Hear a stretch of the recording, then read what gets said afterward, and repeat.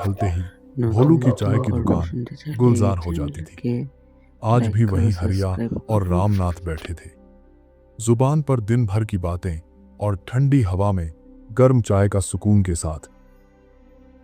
ओ भोलू, एक नंबर की गर्मा गर्म अदरक वाली चाय बना दे रे। आज ठंड कुछ ज्यादा ही चुभ रही है। अरे बैठो भैया हरिया, अभी बनाता हूँ। आज अदरक भी ताजा है, मजा आ जाएगा।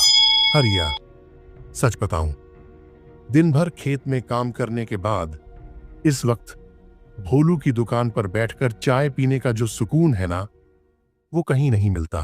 सही कह रहा है तू रामनाथ। मैं तो मजदूरी के लिए दूर दूर गया हूँ।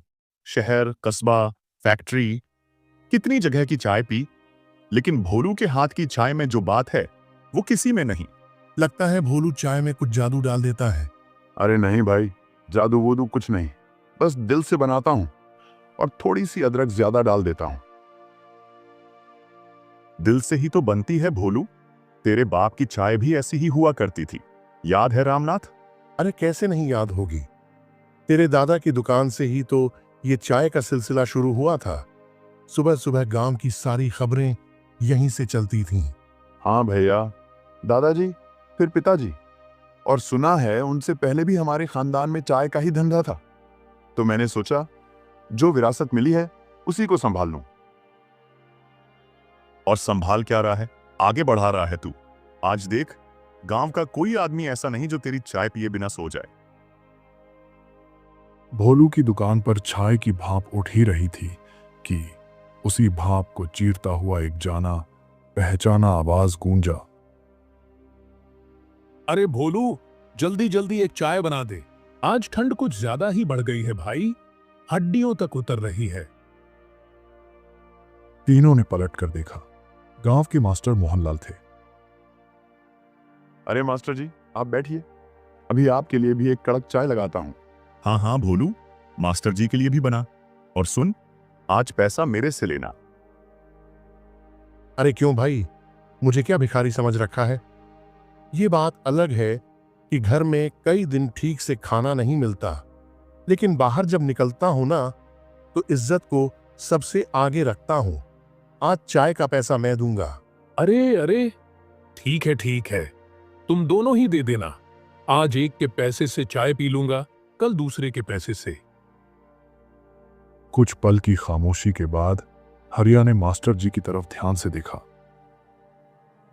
अच्छा मास्टर जी, आप तो भूतिया किताबें लिखते हैं ना? हाँ भैया, वही मेरा शौक भी है और पहचान भी।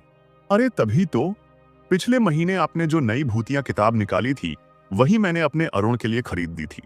वो तो उसे पढ़कर बहुत खुश हो गया। रात में डर के मारे लाइट जलाकर सोता है। अच्छा, तो मतलब मेरी मेहनत रंग ला रही है। मास्टर जी, आपने इतनी सारी भूतिया किताबें लिख दी, क्या आपके साथ कभी ऐसा हुआ है कि आपका सामना सच में किसी भूत से हुआ हो? भोलू के हाथ रुक गए। हरिया और मास्टर जी चुप थे। या फिर कभी डायरेक्ट किसी भूत से बात की हो? ऐसा तो नहीं हुआ कि किसी भूत ने आकर मेरा नाम पुकारा हो या सामने खड़ा हो गया हो, लेकिन हाँ, आज से बहुत दिन पहले की बात है, जब हमारा पुराना घर मलयपुर गांव में हुआ करता था। मलयपुर, वही गांव जो अब आधा उजड़ चुका है? हाँ, वही। आज से ठीक 10 साल पहले की बात है, जब हम नौकरी के लिए इस गांव में आ गए थे। एक रात मैं अपने कमरे में चुपचाप बैठा था। न जाने क्यों दिल भारी लग रहा था। तभी पिताजी आए। क्या रे मोहनलाल, आज इतना उदास क्यों बैठा है? कुछ नहीं पिताजी, बस अपने दोस्त वीरू की याद आ रही है। पिताजी थोड़ी देर चुप रहे, फिर बोले। हाँ, मलयपुर गांव छोड़े हुए तो 12 साल हो गए। बीच में तू 1-2 बार गया भी था, लेकिन अब तो कई साल बीत गए। मैंने सिर झुका लिया। अभी पिताजी कुछ सोचते हुए बोले। वैसे भी आजकल तेरे स्कूल में छुट्टियां चल रही हैं, क्यों न कुछ दिन अपने पुराने दोस्त के घर घूमकर आ। ये सुनते ही जैसे दिल के अंदर कुछ हिल गया। सच कहूं पिताजी, मैं भी यही सोच रहा था। काफी साल हो गए वीरू से मिले हुए। ऐसा करता हूं, कल सुबह की ट्रेन पकड़ लेता हूं, शाम होते होते मलयपुर पहुंच जाऊंगा। जा बेटा, मन भी हल्का हो जाएगा और बचपन की यादें भी ताजा हो जाएंगी। अगली सुबह, अभी ठीक से उजाला भी नहीं हुआ था, मैंने एक छोटा सा बैग उठाया जिसमें 2 कपड़े और कुछ जरूरी सामान था, और मैं घर से निकल पड़ा। स्टेशन पहुंचा, सीटी बजी, ट्रेन प्लेटफॉर्म पर आकर रुकी। मैं खिड़की वाली सीट पर बैठ गया। अपने सबसे पुराने दोस्त से मिलने जा रहा हूं। कितनी खुशी की बात है। खिड़की के बाहर खेत, पेड़, छोटे स्टेशन एक एक करके पीछे छूटते जा रहे थे। वही गलियां, वही तालाब, वही स्कूल। जैसे जैसे ट्रेन मलयपुर की ओर बढ़ रही थी, मेरी यादें और ज्यादा गहरी होती जा रही थीं। बचपन की हंसी, कंचे, छुपन छुपाई और वीरू की आवाज, सब कुछ आंखों के सामने घूम रहा था। आखिरकार ट्रेन की रफ्तार धीमी हुई और मलयपुर स्टेशन पहुंचा। मैंने अपना बैग उठाया और नीचे उतर गया। स्टेशन वैसा ही था, छोटा, शांत और थोड़ा सा वीरान। हवा में अजीब सी ठंडक थी। मैंने गहरी सांस ली और मन ही मन कहा, आ गया मैं अपने बचपन के गांव। लेकिन मुझे क्या पता था कि यही कदम मुझे उस कहानी की ओर ले जा रहा है जिसे आज तक मैं भूल नहीं पाया। अगर कोई ऑटो मिल जाए तो सीधे वीरू के घर चला जाऊं, देखता हूं बाहर निकलकर। लेकिन स्टेशन के बाहर न कोई ऑटो था, न कोई रिक्शा, बस हल्की हल्की हवा और दूर दूर तक सन्नाटा। अरे, ये जगह तो बिल्कुल पहले जैसी ही है। रात होते ही सब कुछ सुनसान। उसने बैग कस कर पकड़ा और पैदल ही चल पड़ा। कदमों की आवाज खुद उसी को सुनाई दे रही थी। थोड़ी दूर चलने पर सड़क के किनारे एक पुरानी सी मिठाई की दुकान दिखी। पीली रोशनी और अंदर बैठा एक दुबला पतला दुकानदार। मोहनलाल रुक गया। मन में अचानक एक याद उभरी। अरे हाँ, बचपन में वीरू को दही कितना पसंद था। काफी साल बाद मिल रहा हूं, कुछ ले जाता हूं, दही ले लेता हूं। भैया, दही मिलेगा क्या? अरे भाई, नसीब अच्छा है तुम्हारा, बस आधा किलो ही बचा है। ठीक है भैया, दे दो। वैसे रात के इस वक्त किधर जा रहे हो? अपने दोस्त वीरू से मिलने। बचपन में उसे दही बहुत पसंद था, इसलिए ले लिया। ठीक है, दोस्त से मिलने का मजा ही कुछ और होता है। जाइए। मोहनलाल ने पैसे दिए और बाहर निकलने ही वाला था कि अचानक रुक गया। अच्छा भैया, सांवले गांव जाने का रास्ता वही है ना, शमशान वाला? इतना सुनते ही दुकानदार का चेहरा बदल गया। क्या शमशान का रास्ता? उसका नाम दोबारा मत लेना भाई। क्यों भैया, क्या है उस रास्ते में? जो भी उस शमशान वाले रास्ते से जाता है वो लौट कर नहीं आता। वहां कुछ है जो किसी अपने का रूप पकड़ लेता है, नाम लेकर पुकारता है और फिर कभी जाने नहीं देता।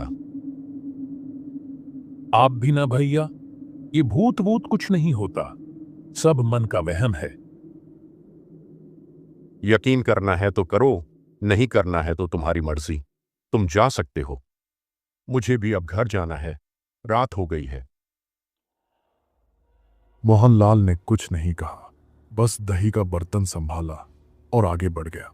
उसके पीछे मिठाई की दुकान की रोशनी धीरे धीरे बुझ गई और सामने अंधेरे में शमशान की ओर जाने वाला रास्ता चुपचाप उसका इंतजार कर रहा था। मोहनलाल चलते चलते अचानक एक जगह रुक जाता है। सामने दूर अंधेरे में कुछ सफेद सा चमकता दिखता है। उसने आंखें मिचमिचाकर देखा। अरे वही तो शमशान है। चारों तरफ घना सन्नाटा, न पंछी न कीड़ा, बस हवा की सरसराहट। उसके दिल की धड़कन तेज हो गई। नहीं, यहां ज्यादा देर रुकना ठीक नहीं, सीधा निकलना होगा। वह कदम तेज कर देता है और आगे बढ़ जाता है।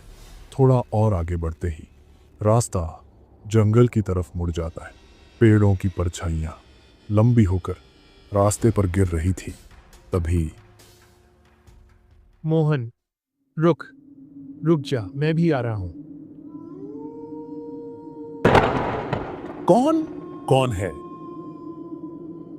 धीरे धीरे वह पीछे मुड़ा और जो उसने देखा उसे देखकर उसकी आंखें फैल गईं। पीछे वीरू खड़ा था।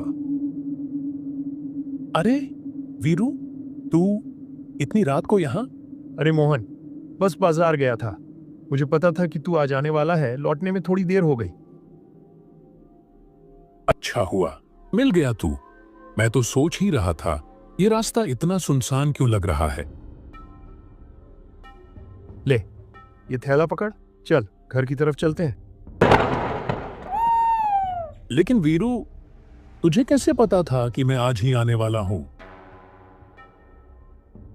तूने ही तो 1 महीना पहले चिट्ठी भेजी थी कि तू आने वाला है। हाँ वो तो ठीक है, लेकिन तारीख तो नहीं लिखी थी मैंने। अरे, तू मेरा सबसे अच्छा दोस्त है ना, मुझे अपने आप पता चल जाता है कि तू कब आने वाला है। मोहनलाल ने बात को ज्यादा तवज्जो नहीं दी। दोनों आगे बढ़ गए। कुछ दूर चलने के बाद मोहनलाल को एक बात अजीब लगी। वह आगे चल रहा था और वीरू पीछे पीछे। उसने रुककर पीछे देखा। अरे वीरू, तू मेरे पीछे पीछे क्यों चल रहा है? एक साथ चलना। अरे नहीं, बस मुझे रास्ता ठीक से दिख नहीं रहा, तू आगे ही चल। मोहनलाल को अजीब तो लगा, लेकिन उसने कुछ नहीं कहा। चलते चलते आखिरकार एक पुराना सा घर दिखाई दिया। कच्ची दीवारें, टूटा हुआ फाटक और अंदर घुप अंधेरा। लो, पहुंच गए। तू जरा अंदर चल, मैं अभी आता हूं। अरे इतनी रात को तू कहां जा रहा है? चल ना, घर चल। बस एक छोटा सा काम है, तुरंत आ जाऊंगा। इतना कहकर वीरू अंधेरे में गायब हो गया। मोहनलाल कुछ पल उसे जाते हुए देखता रहा, फिर दरवाजे की तरफ मुड़ा और धीरे से खटखटाया। कुछ पल तक अंदर से कोई आवाज नहीं आई। फिर धीरे धीरे कुंडी खिसकने की आवाज हुई। दरवाजा खुला। सामने वीरू के पिता हरिपाल खड़े थे। उन्होंने मोहनलाल को ऊपर से नीचे तक देखा, जैसे यकीन ही नहीं हो रहा हो। अरे मोहनलाल, इतनी रात को तू यहाँ? आओ बेटा, अंदर आओ। बाहर ठंड भी है और रास्ता भी ठीक नहीं लगता इस वक्त। मोहनलाल बिना कुछ बोले अंदर चला गया। कच्चे घर के अंदर दिए की हल्की रोशनी थी। मोहनलाल बैठा ही था कि उसकी नजर सीधे सामने की दीवार पर चली गई। वहां एक तस्वीर टंगी थी, वीरू की तस्वीर, गले में फूलों की माला। मोहनलाल की सांस अटक गई। उसकी आंखें फटी रह गईं। बाबा, ये तस्वीर यहां क्यों लगी है? ये तो वीरू है ना? बेटा, ये बात तुम्हें बताना मैं भूल ही गया। जिस चिट्ठी में तुमने लिखा था कि तुम मलयपुर आने वाले हो, उसके ठीक अगले दिन की बात है। वीरू अपने पुराने खेत से लौट रहा था।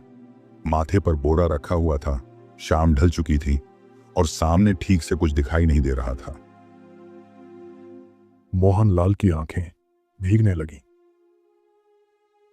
पटरी पार करते वक्त उसे ट्रेन की आवाज सुनाई नहीं दी और उसी दिन वो चला गया बेटा। इसलिए तुम्हारी चिट्ठी का जवाब मैं नहीं भेज पाया। मन इतना खराब था कि किसी से बात करने की हिम्मत ही नहीं हुई। मोहनलाल धीरे से खड़ा हो गया। उसकी आवाज डर और उलझन से भरी थी। लेकिन बाबा, अगर वीरू मर चुका था तो रास्ते में मेरे साथ जो आया था वो कौन था? हरिपाल ने चौंक कर मोहनलाल की तरफ देखा। वो मुझसे बात कर रहा था, मुझे रास्ता बता रहा था, मेरे साथ चल रहा था। वो तो वीरू ही था। हो सकता है बेटा, हो सकता है। वीरू तुमसे बहुत प्यार करता था, हर वक्त तुम्हारी बातें करता था, कहता था मोहन मेरा सबसे सच्चा दोस्त है। शायद तुम्हें देखे बिना वो जा ही नहीं सका। मोहनलाल पूरी तरह सुन्न हो गया। तभी उसकी नजर खिड़की की तरफ गई। खिड़की के बाहर एक परछाई धीरे धीरे गुजरी, जैसे किसी ने आखिरी बार देख लिया हो। भोलू की चाय की दुकान पर सन्नाटा छा गया था। हरिया और रामनाथ बिना एक शब्द बोले कुल्हड़ थामे बैठे थे। मास्टर मोहनलाल कहानी खत्म कर चुप हो गए। कुछ पल बाद भोलू ने धीरे से कहा, ये लो, तुम तीनों की चाय तैयार है।